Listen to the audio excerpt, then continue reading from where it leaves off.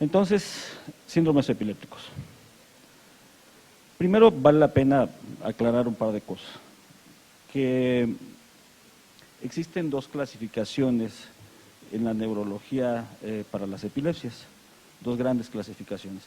En realidad, frecuentemente están saliendo propuestas, pero la comisión dictaminadora se reúne cada cierto tiempo y entonces hace propuestas o hace declaraciones formales de clasificación.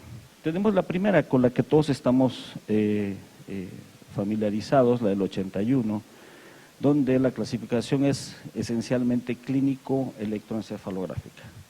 Es aquella clasificación donde decimos es una crisis convulsiva, parcial, secundariamente generalizada o generalizada de inicio, etcétera. O sea, creo que es a la que más estamos familiarizados. Y la de los síndromes epilépticos se generó en el 89, en la Convención de Nueva Delhi, y en realidad una clasificación no excluye la otra, es decir, se utilizan de manera paralela las dos. ¿Por qué? Pues porque la clasificación sindromática toma en cuenta varias situaciones que vamos a revisar en este momento. Vean, tiene que ver con la edad de presentación del síndrome y de las crisis, con su severidad, con la cronicidad, incluso nos ayuda a establecer el pronóstico del paciente, ¿sí?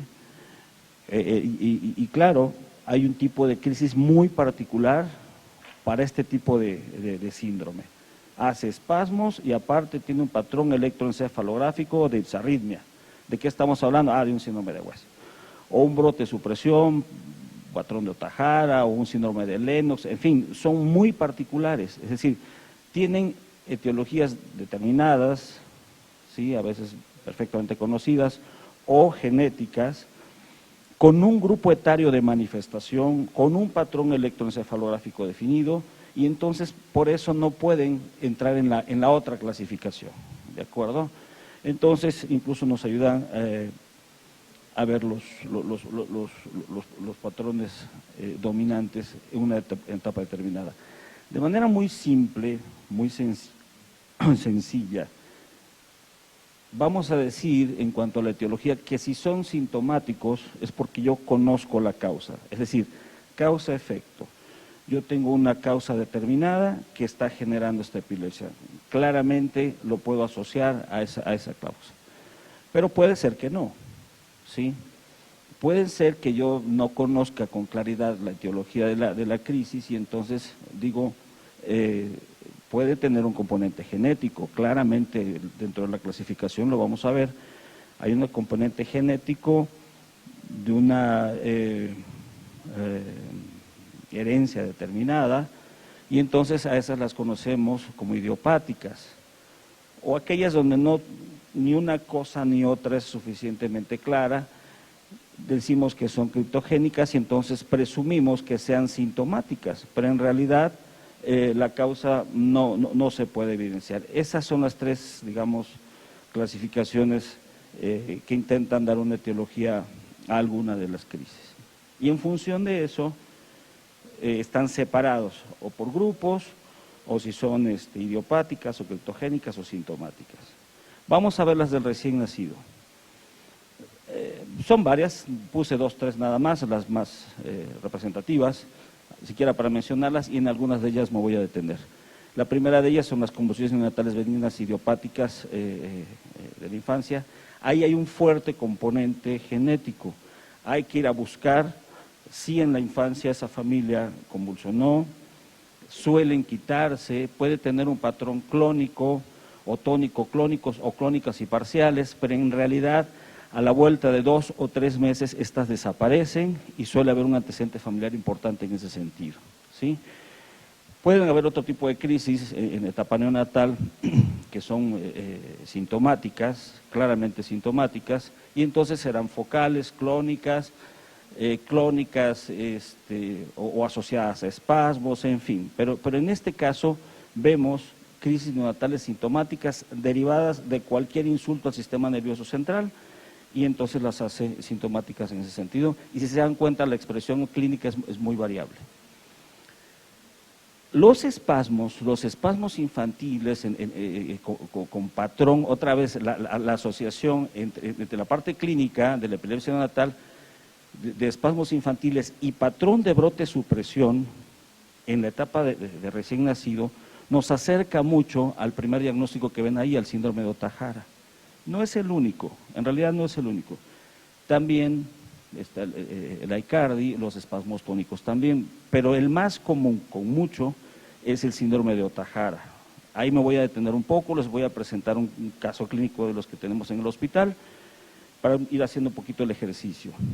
Vean, nos llegó en ese momento un bebé de 47 días de vida extrauterina, varoncito, sin ningún antecedente prenatal importante, un buen peso, una cesárea programada, sin datos de asfixia, se fue con su mami a las 48 horas y todo bien al momento de nacer, no se sospechaba nada, ¿de acuerdo?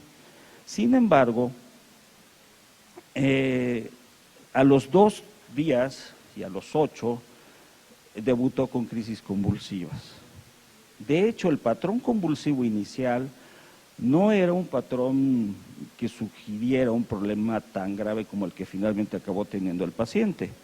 Inició a los 2 días de vida con crisis convulsivas, imagínense, ok, un recién nacido con parpadeo, hace su progresión ocular, algunos movimientos clónicos, nada especial, pero no teníamos ni siquiera un antecedente perinatal o algo que nos sugiriera el por qué este niño estaba teniendo los problemas que tenía, ¿de acuerdo?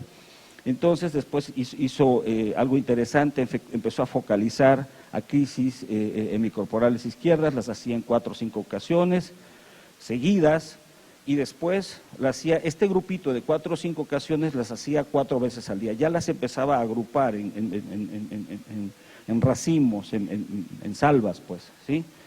Se hospitaliza la primera vez por 24 horas y a los 8 días nuevamente se vuelve a hospitalizar por la persistencia de las crisis, ¿sí? Por supuesto que esto motivó que se le estudiara al niño, como tiene una buena fontanela, ya empieza a manifestarse algunas alteraciones importantes, ¿sí? Lo principal una de las cosas que llama la atención del ultrasonido es una dilatación ventricular derecha, ¿sí? Y vean este tratamiento, un paciente que persistía con crisis convulsivas, que no se le quitaban, tibiamente empezamos con ácido valproico a 10 miligramos por kilo, por supuesto que no iba a responder, ¿sí? Es bastante tibio, ¿sí? Pero vean, les pongo subrayado, a los 12 días de vida, después de presentar crisis parciales y hay poco definidas, empieza ya con espasmos flexores en salvas. Ya empieza a ser una manifestación clínica muy sugestiva del problema que tenía de fondo y por supuesto al otro día de debutar con los espasmos se le agrega fenobarbital y prednisona. Si se dan cuenta de la exploración física hay un par de detalles ahí que llaman la atención, la somatometría bastante bien, el occipucio prominente, pares craneales sin mayores problemas, reflejos primarios sin problema igual, y en la región lumbar presentaba manchas hipercrómicas y otra vez se lo señalo ahí abajo, manchas café con leche dispersas. Esto es importante porque al final en el diagnóstico nos vamos a dar cuenta que, bueno, finalmente el síndrome de Ohtahara se asocia con síndromes neurocutáneos, el principal de ellos es con neurofibromatosis tipo 1, en fin. Por supuesto se le hace un electroencefalograma donde no había nada de patrón de fondo, era francamente anormal, donde persistían, o donde particularmente se hacen evidentes paroxismos de ondas agudas generalizadas, de inicio en el hemisferio izquierdo. Acuérdense que la dilatación la reportaban en el hemisferio del lado derecho, y en el electroencefalograma vemos que la actividad anormal era en el lado izquierdo, ¿sí? De 3 a 4 segundos de duración, seguidos de una supresión, un brote y la supresión de la actividad de fondo, ¿sí? Que dura hasta 6 segundos, que es bastante, ¿sí? Y la supresión se presenta predominantemente en el hemisferio derecho, otra vez, donde habían reportado la dilatación ventricular, ahí está suprimida la actividad de fondo, ¿de acuerdo? Vamos a seguir. Y en vigilia no es muy diferente, hay brote, supresión, en fin, vean esto. Vamos a situarnos un poco. Si se dan cuenta, los nones en el electroencefalograma siempre van a explorar al hemisferio cerebral izquierdo, mientras que los pares van a explorar al hemisferio cerebral del lado derecho. Aquí está la resonancia magnética, este es el lado derecho del paciente, donde reportaban la dilatación ventricular y un cerebro francamente displásico. Es decir, lo que está anormal en el lado derecho está plano, ese ni siquiera alcanza a descargar. El que aparentemente está normal, que no lo está mejor conformado pero no está bien, es el que descarga, pero descarga francamente anormal. Es decir, este lado es el izquierdo con izquierdo, y el lado derecho aquí con este. O sea, es un patrón francamente anormal. Aquí se hace antes del espasmo, vemos cómo la actividad de fondo es esta. ¿Sí? Durante el espasmo, cómo se flexiona el niño y viene esta descarga. En fin, ahorita vamos a ver un video para que nos quede un poquito más claro. Este es el video electro de ese mismo niño. Si se dan cuenta, perdón por el movimiento, aquí está el hemisferio del lado derecho, estas son las descargas del mejor hemisferio, y vean la clínica es muy sutil, van a darse cuenta cómo el niño flexiona las extremidades inferiores, en fin. Ahí pasó la crisis, ahí viene una más, viene en camino. Y dense cuenta cómo la clínica es muy, muy sutil. O sea, apenas el niño alcanza a flexionarse un poco, hace un poco de supraversión ocular, ahí viene la crisis, justo abajo, aquí, ahí está la crisis, ¿la alcanzaron a ver? Esa es la clínica.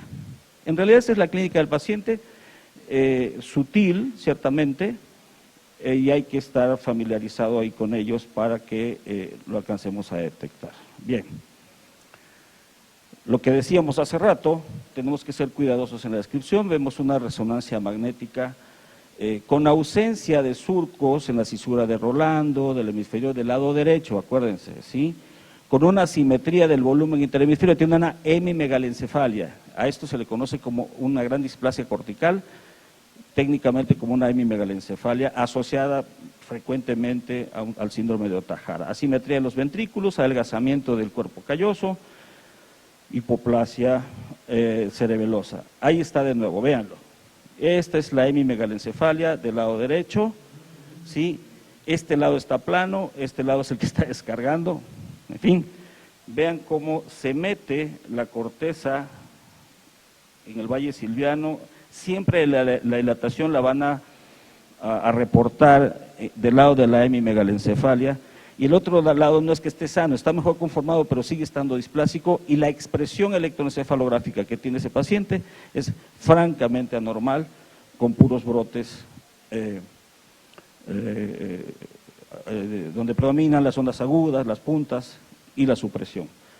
¿Qué diagnósticos tenemos? Pues tenemos varios diagnósticos. Los clínicos son crisis mioclónicas segmentarias, con espasmos tónicos que ya vimos, por supuesto con retraso en el desarrollo psicomotor. Desde el punto de vista sindromático, pues es un síndrome convulsivo de crisis neonatal, es un síndrome de Ohtahara, que, en fin, es una encefalopatía epiléptica temprana con brote supresión. Eso ya lo da, la otra clasificación la da el electroencefalograma. Esto me ayuda a explicar mejor la parte de la clasificación sindromática, es decir, tenemos un patrón convulsivo determinado, con un patrón electroencefalográfico también bien determinado, y la edad, es edad dependiente. Este síndrome se da en esta etapa de la vida, con este patrón clínico y con este patrón electroencefalográfico.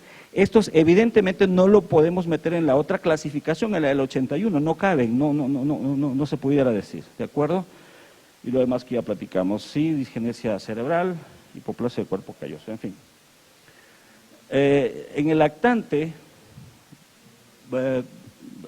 tiene sus grupos, por supuesto, el principal de ellos, sin duda, es el síndrome de West. También nos vamos a tomar un tiempecito ahí, porque el mensaje que les quiero dar es que en estos patrones convulsivos de este grupo etario se lleven ese mensaje, ¿sí? Existen otros, como la epilepsia mioclónica benigna de la infancia, no es tanto problema, la mioclónica severa de la infancia y síndrome de Dravet, epilepsia estático mioclónica o el síndrome de Lennox-Gastaut. donde caben cualquier cantidad de crisis, casi crisis atónicas, axiales, ausencias, en fin. El síndrome de Lennox-Gastaut, la expresión es muy amplia, ¿de acuerdo? ¿Sí? El estado mioclónico de cefalopatía no progresiva, las crisis febriles. Bien, esto es del lactante. Del escolar, esencialmente existen estos BRECs, ¿sí? Que son la epilepsia rolándica del sueño, que son benignas y que en general les va bastante bien a los pacientes, ¿sí? También está el Panayotopoulos, no tengo imagen de esas, tengo alguna descripción clínica que les voy a mostrar, pero no tengo imagen de eso, lamentablemente no hemos logrado. Y el hemiconvulsión, hemiplegia, flácida y epilepsia, que es el síndrome de HH, están constantemente descargando este tipo de pacientes, hacen estados epilépticos muy refractarios y continuos, ¿sí? Landau-Kleffner, este es muy particular, el estado eléctrico durante el sueño, el paciente se duerme y empieza a presentar descargas hacia estados epilépticos durante el sueño, ¿sí? Muchos de ellos, después de la severidad de estos estados epilépticos, se empiezan a quedar afásicos. Cuando digo que es una fase adquirida, el tema de la fase adquirida tiene que ver con que primero empiezan a desarrollar un estado eléctrico de sueño lento y se empiezan a quedar afásicos, dejan de hablar, ¿sí? El paciente empieza a perder la parte motora de su lenguaje y esto se conoce como síndrome de Landau-Kleffner, ¿de acuerdo? Es un estado eléctrico durante el sueño lento, ¿sí? Y las ausencias, que esa es un poquito más común para todos, ¿sí?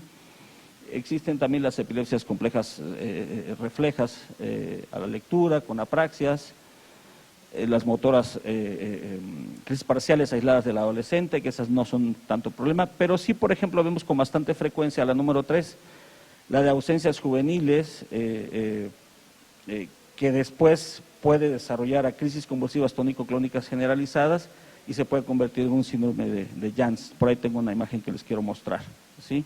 Con ausencias atípicas.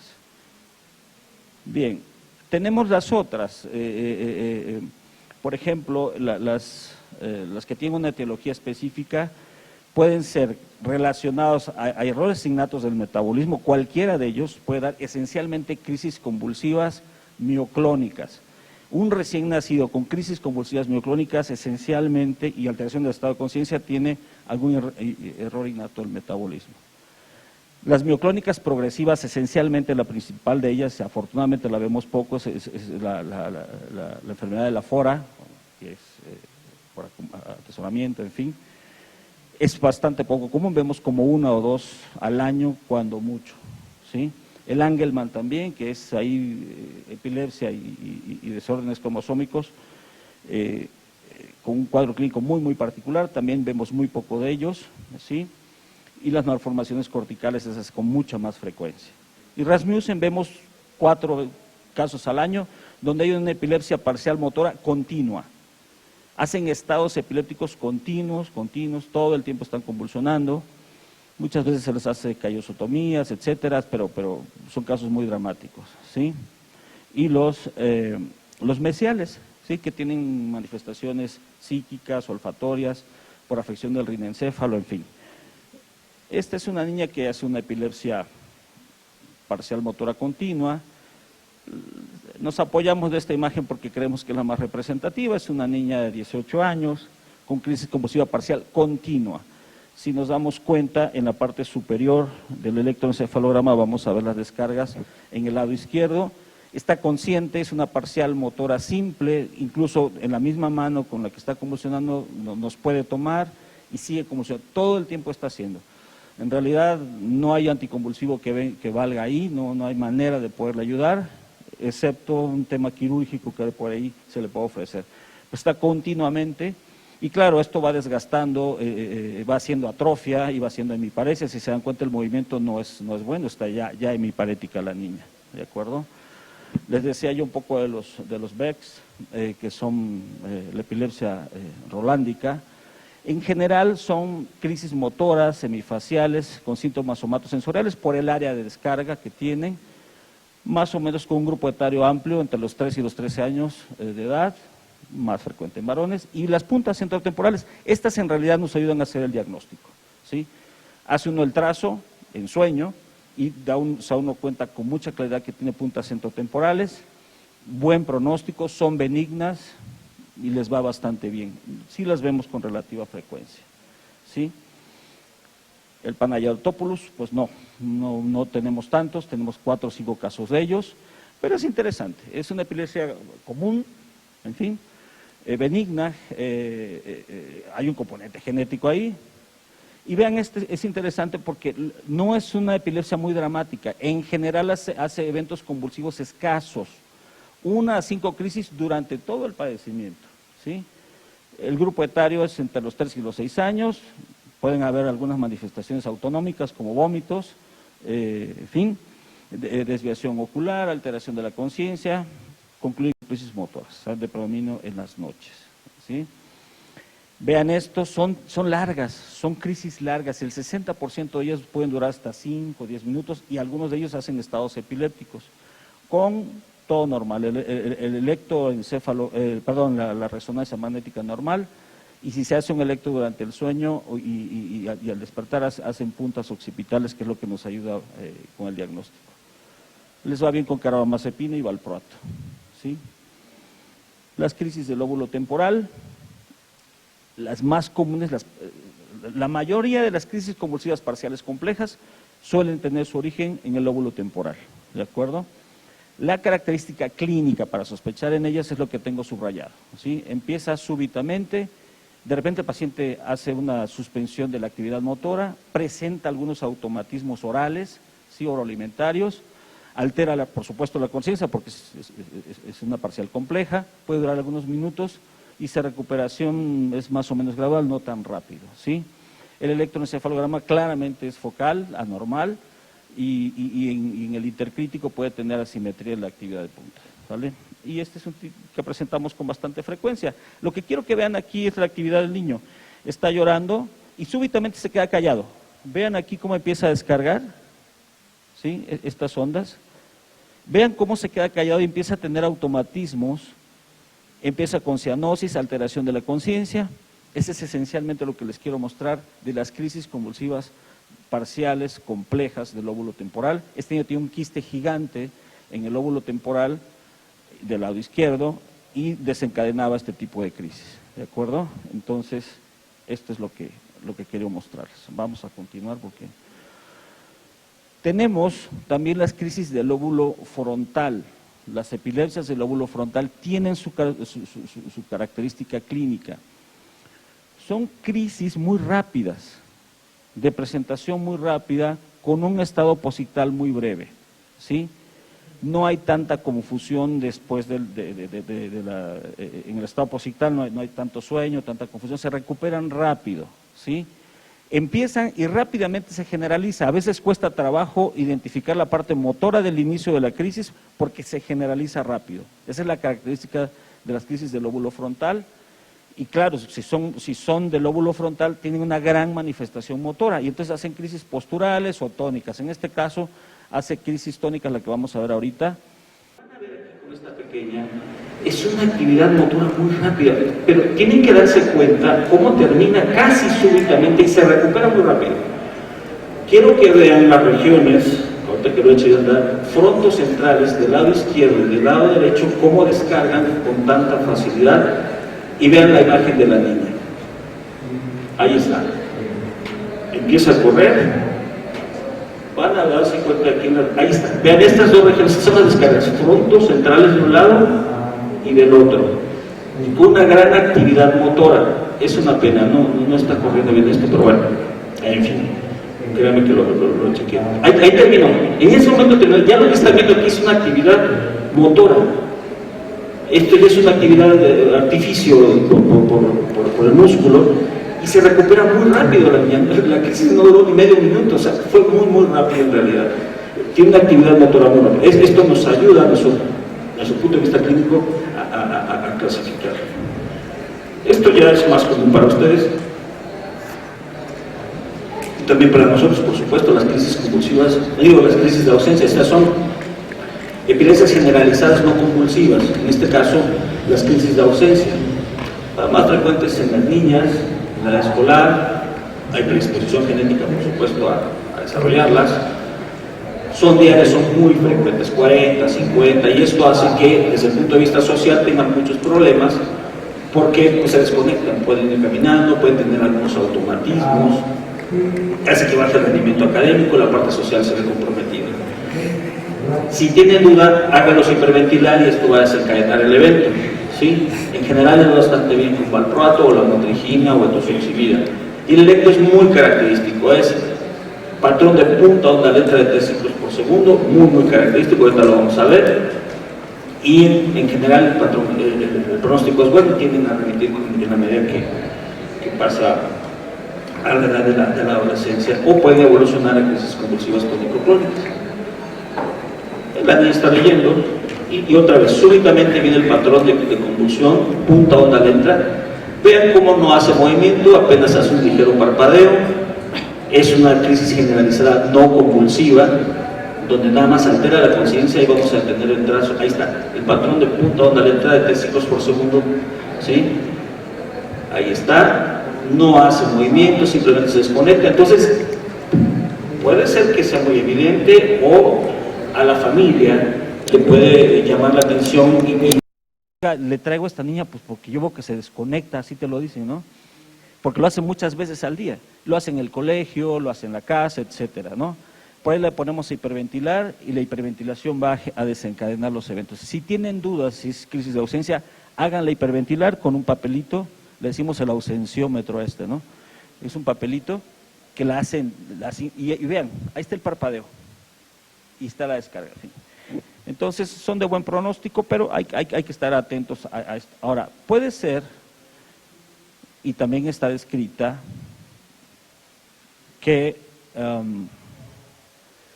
se acompañe de crisis, o sea, tiene crisis de ausencia, pero también puede tener asociada a crisis mioclónicas, y así viene, son crisis mioclónicas bilaterales, el paciente hace movimientos clónicos. Van a ver a este niño que igual siempre los ponemos como a leer para hacer evidente el trazo, y vean los hombros, en cuanto se desencadena, vean, ahí está.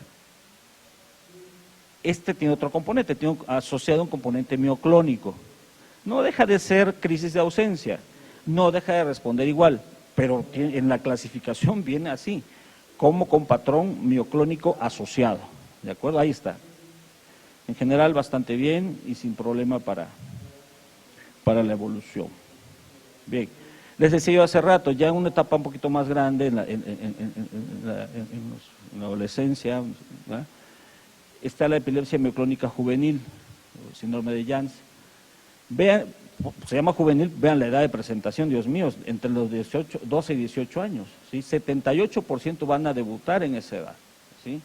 Y hacen mioclonias bruscas de hombros, ¿sí? Y de las manos, ¿sí?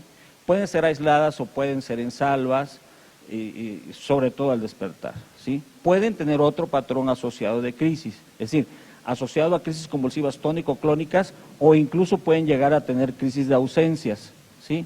En general, desde el punto de vista neurológico, tienen integridad neurológica, inteligencia normal, o algunos de ellos pueden tener algunas alteraciones en la personalidad.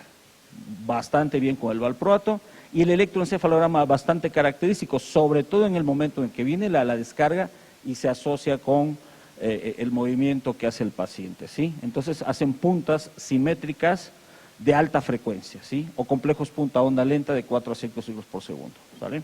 Vamos a verlo, ahí está, eso que acabaron de ver, ahí está la descarga. Venle las manos, sobre todo las manos y los hombros, van a ver incluso movimientos sutiles asociados a la descarga. Viene la descarga, ahí está, vean, ahí está, simétricos, y eso es lo que hacen, ¿sí?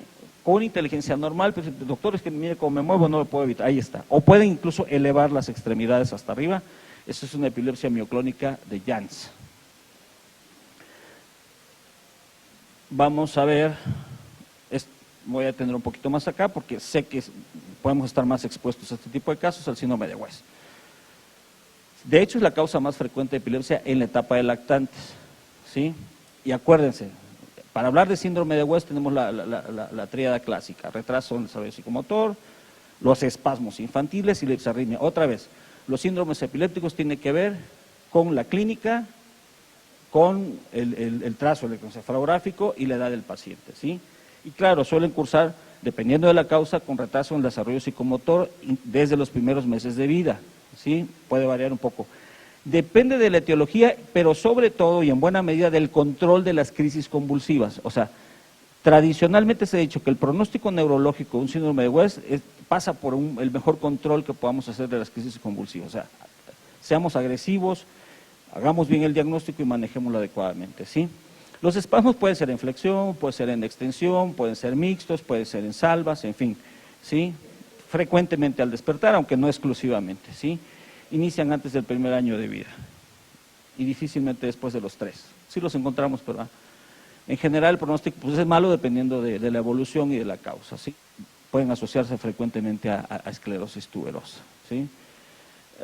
Con valproato y vigabatrina bastante bien, el ACTH antes era la única opción, ahora la vigabatrina y el valproato son una muy buena opción y les va bastante bien y ha mejorado el pronóstico de estos niños, ¿sí? Y claro, pueden evolucionar a síndrome de Lennox-Gastaut o a crisis convulsivas parciales, o sea, saliendo de la etapa de los 3 años, 4, pueden evolucionar a esto. Vamos a ver a este pequeñito que sigue ahorita. Primero lo puse acostadito para que lo vean. Puede no ser tan claro a veces ver las crisis. Espero que este se porte bien. Ahí está. Vean al niño. Ok. Vean las crisis. Acostado no son tan evidentes. Apenas si mueve sus hombritos, no hace otra cosa, ¿eh? Véanlo. Ahí viene la descarga, ahí está. O bueno. Eleva sus bracitos, esa es la crisis. Oh. Aquí está sentado, puede ser más evidente. Ahí está en brazos, ahí está, esa fue la crisis. Ahí viene la otra, esa es la otra crisis, ¿sí lo ven? Como adelanta el tronco, la flexiona, adelanta los brazos, flexiona. Y son salvas que pueden ser 10, que pueden ser 15, pero ese es un grupo y esa misma salva la va a repetir después y después y después. O sea, pueden llegar a contabilizar 180, 200 crisis al día dependiendo del número de crisis que tenga. En fin, bueno, vamos a parar. Este niño nos llegó al consultorio. Véanlo, llegó así, la mamá lo traía por eso. Vean lo que hace. No hay dolor, no hay nada, está jugando el bebé. Ahí está, ese es un espasmo, ese es uno. Váyanlos contando a ver cuántos se logran contar. 1, el niño no tiene estado posictal, son muy breves. 2, hace la flexión en salán. Esto es lo que ustedes deben de ver. O sea, frecuentemente dicen los papás, es que hace un movimiento raro. Entonces piensan que es cólico, o piensan que es algún otro problema gastrointestinal.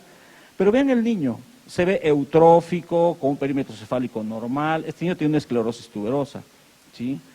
Y vuelve a hacer otro, ¿sí? No sé si va a la tercera, a la cuarta, ahí está otra. Hacen grupos de 5, de 10, se tranquilizan y a la vuelta de 2 horas, 3 horas vuelven a hacer otro grupo. Y si vamos haciendo la sumatoria, es dramático ver cuántas llegan a hacer. Entonces, este es un síndrome de West asociado a una esclerosis tuberosa. Hoy les va mejor, antes era una lata, porque era muy difícil manejarlos.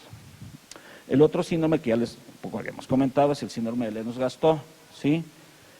Pues según edad ya más grandecitos, en preescolares, en general presentan crisis tónicas axiales, ¿sí? De predominio nocturno, pero también atónicas, y también hacen ausencias atípicas, y también hacen crisis mioclónicas, y tónico-clónicas generalizadas, en fin, es un grupo muy grande de crisis que puede llegar a presentar un síndrome de Lennox-Gastaut. Lo que nos ayuda con el diagnóstico es la edad, un poco la etiología, el patrón electroencefalográfico, ¿sí? Y los antecedentes que pueda tener. Y claro, el electroencefalograma que es característico, que es de punta a onda lenta, de 2.5 por segundo, con anomalías multifocales, ¿sí? Claro, hay deterioro en el desarrollo neurológico del paciente, pierde los hitos adquiridos y farmacológicamente Pues se dará, dependiendo si predomina el tipo de crisis que predomine, se puede dar valproato, se puede dar levetiracetam, alguna vez benzodiazepina, en fin, depende de lo que tenga, se puede ir uno apoyando para ir manejando. Vean este chaparrito que tiene crisis astático-mioclónicas, lo que van a ver es un bebé sentadito, jugando, pero ahí está en una cama, es una cama de hospital, pero en la vida diaria se pueden golpear mucho y se pueden maltratar. Vean cómo hace, ahí está, véanlo, ahí está despierto, sentadito, evidentemente tiene retraso, ¿sí? Y vean lo que va a hacer, súbitamente, sin mediar gran cosa, se levanta y hace una caída súbita de la cabeza, ahí viene el evento, ahí está, hace múltiples, o sea, caídas este chaparro. Bueno, es un síndrome de Lennox-Gastaut. También está en este grupo la crisis astático-mioclónica, síndrome de Dus, hay predisposición genética para desarrollarlo. Puede tener un desarrollo normal previo al inicio de las crisis, después ya empieza el problema.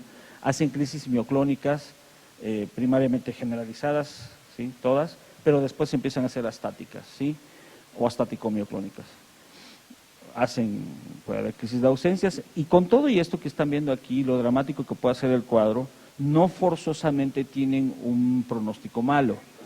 De hecho, puede tener un pronóstico variable, puede haber remisión espontánea de esas crisis. El paciente que les voy a mostrar al rato se ve muy dramático, pero al final sí acabó teniendo algo de retraso, algún trastorno en la personalidad, pero le fue mucho mejor de lo que se ve ahí, de lo que vamos a ver ahorita, ¿sí? O pueden tener una evolución maligna y se demencia. El 90% de los casos va a iniciar durante los primeros 5 años de vida. Frecuentemente o con frecuencia el primer evento ocurre acompañado de una crisis febril. Muchas veces las crisis febriles están presentes antes del inicio de crisis febriles simples incluso, en pacientes completamente sanos, ¿sí? Pero que tienen algún componente genético para desarrollar. Entonces hacen crisis febriles o tónico-clónicas generalizadas, ¿sí? Y claro, hay factores de mal pronóstico si persisten las crisis convulsivas tónico-clónicas generalizadas, ¿sí? Y les va en general bastante bien con valproato, comprimido, nada más no hay que darles carbamazepina porque podemos activar las crisis tónicas y empeorar el cuadro. Vean este chiquitín, está jugando con su mami, es bastante representativo del caso. Ahí están las crisis, vean cómo abre los brazos, cómo flexiona el tronco y la caída hacia el frente, incluso lo que les dije hace rato, llegan a lastimarse, ¿no? Este mismo paciente le dimos seguimiento, ahí está, vean, ¿no? Le dimos seguimiento a largo plazo y así se ve muy dramático el cuadro, pero en general tiene un problema ahí en la escuela, problemas algo de retraso, pero mejoró bastante con el tratamiento y les va bastante bien. Bueno, estamos casi por terminar, se los prometí ya. Bueno, entonces, estos los principales síndromes epilépticos que podemos ver, no son todos por supuesto, pero los más representativos. Entonces, para iniciar el tratamiento idealmente hay que utilizar monoterapia, de ser posible. En algunos de los síndromes epilépticos no se podrá escoger el fármaco de acuerdo a los hallazgos clínicos. Es importante, como en este caso, no se le puede dar carbamazepina. O en las crisis de ausencia tampoco se les puede dar carbamazepina porque empeoramos el cuadro, ¿sí? Y por supuesto, empezar con la dosis más pequeña e irlas titulando en la medida que vaya evolucionando el paciente hasta que controle las crisis, ¿sí? Y por supuesto, muchos de los efectos secundarios de los anticonvulsivos tienen que ver con la titulación, por lo tanto, deben iniciarse y retirarse de forma gradual. Si no queremos tantos efectos secundarios de dolores de cabeza, de mareo y este tipo de cosas, tenemos que titularlas con mucho cuidado hacia arriba, ¿sí? Igualmente descenderlas.